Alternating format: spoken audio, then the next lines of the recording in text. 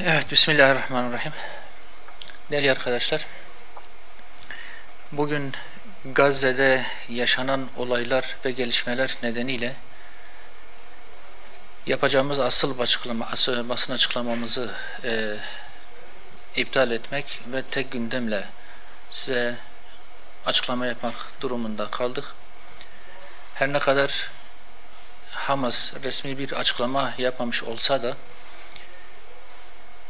anlaşıldığı kadarıyla görüntülerden, haberlerden ve gelen bilgilerden eşsiz komutan, İslam lideri, korkusuz mücahit Yahya Sinvar'ın şehit olduğu anlaşılmaktadır. Ümmetin acizliği, ümmetin sessizliği her geçen gün çok daha ağır bedeller ödettirmektedir bize. İslam ümmetinin sessizliği her geçen gün Siyonist canavarının daha fazla vahşileşmesine ve daha büyük değerlerimizi bizden koparmasına sebep olmaktadır. Yahya Sinvar az çok hepimizin tanıdığı, her ne kadar birebir tanışmamış olsak da, her ne kadar buralarda görüşmemiş olsak da az çok herkesin tanıdığı bir lider, bir komutan. Hem mücahit hem bir lider. Malum kendisi hiçbir zaman cepheden geri durmadı. Ömrünü zindanlarda geçirdi.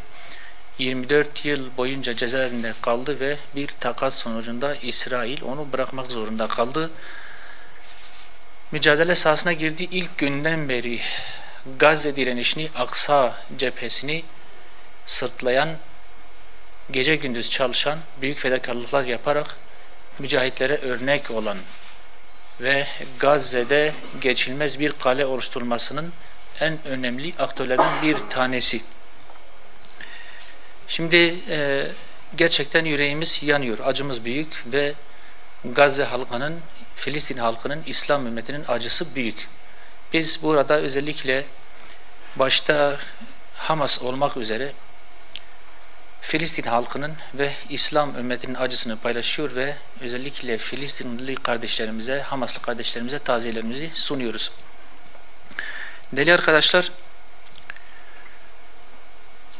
Yahya Sinvar hakikaten bizim için çok büyük bir kayıp. Bunda tartışacak hiçbir taraf yok. Onun Gazze'nin geçilmez bir kale olması noktasında çok büyük bir emelleri var. Yıllardan beri İsrail bütün işbirlikçileriyle, bütün destekçileriyle, Amerika'sı, İngiltere'si ve diğer bütün teknolojik imkanlarıyla yıllardan beri peşinde olduğu halde ve kendisi yıllardan beri aktif bir şekilde yanı başlarında olduğu halde ona ulaşamıyor, onu ele geçiremiyor, hiçbir şekilde onunla temasa geçemiyorlardı. Bu kadar büyük ve cesur bir kahraman idi. Biz net olarak bugüne kadar hep beraber gördük ve tecrübe ettik. Evet, Yahya Sinvar çok büyük bir kayıp bizim için, çok büyük bir değer ama Filistin mücadelesinin, Gazze davasının ve Mescid-i Aksa direnişinin bugüne kadar liderlerini şehit vermekle mağlup olmadıklarını, yenilmediklerini, küçülmediklerini hep beraber gördük. Daha hatırlayacak olursanız en başta sakat olan, bir tekerlekli sandalyede olan Şeyh Ahmet Yasin'in yaptıklarını hepimiz hatırlıyoruz. Onun şehadeti elbette ki Gazze'de bu kadar vahşet ortaya koyan İsrail'in acizliğinin en büyük delillerinden bir tanesiydi o zaman için.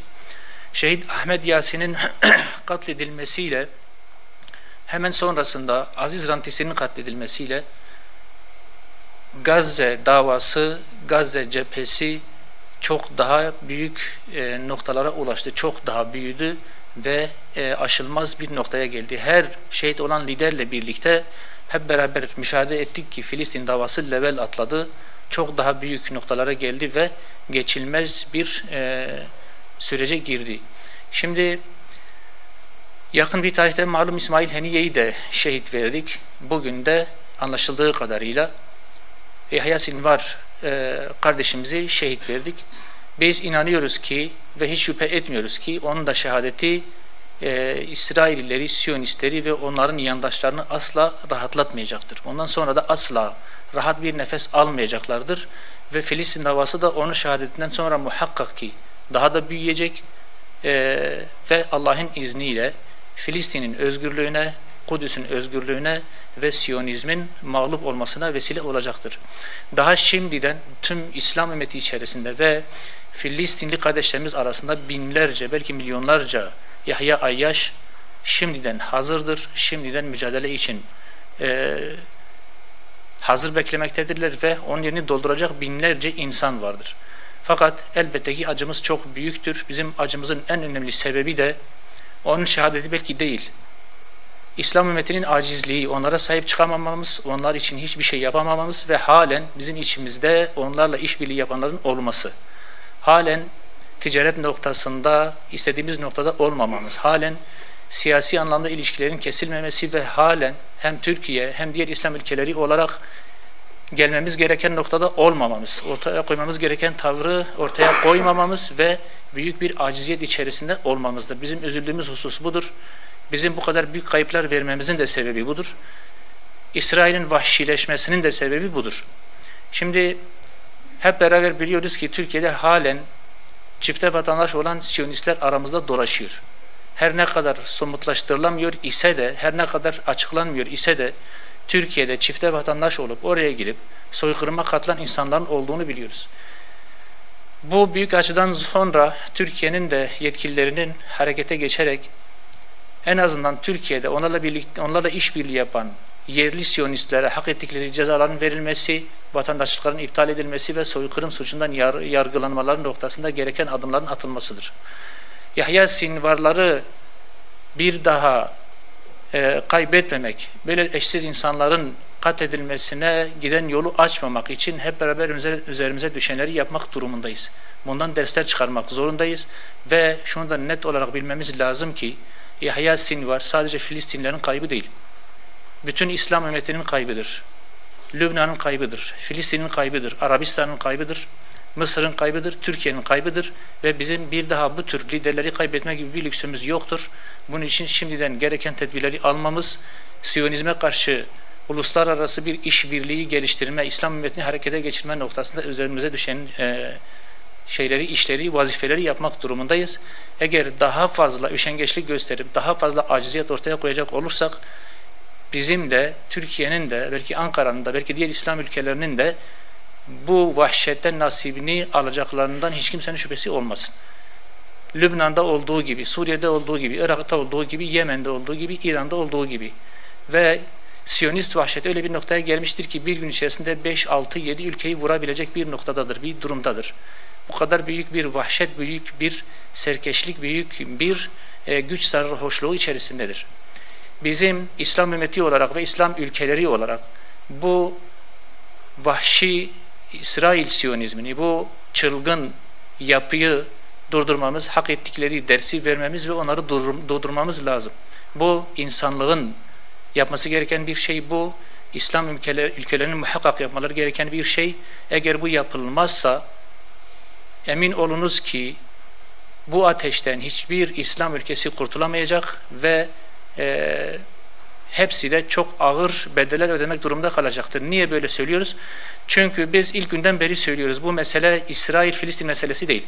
Bu mesele sadece Gazze'nin meselesi değil. Bu mesele aslında İsrail'in arkasındaki güçlerin İslam ümmetinden hesap sormaları, İslam ümmetini, İslam ülkelerini bitirmeleri, ayakta kalacak hiçbir İslam ülkesini bırakmamaları projesinin bir sonucudur.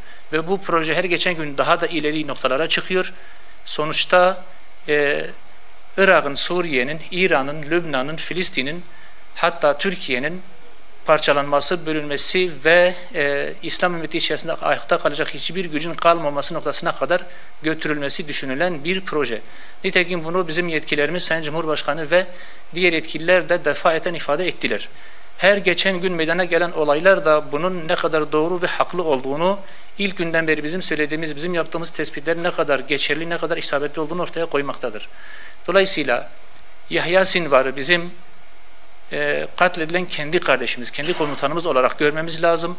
Siyonizme karşı her geçen gün tedbirler alınmadan her geçen gün bizim açımızdan da, Türkiye açısından da ve bütün İslam ümmeti açısından da çok daha ağır bedellerin, faturaların ortaya çıkmasına neden olacaktır.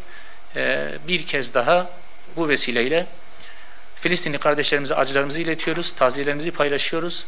Onların da, Filistinli kardeşlerimizin de başı sağ olsun, İslam ümmetinin de başı sağ olsun inşallah. Teşekkür ediyorum.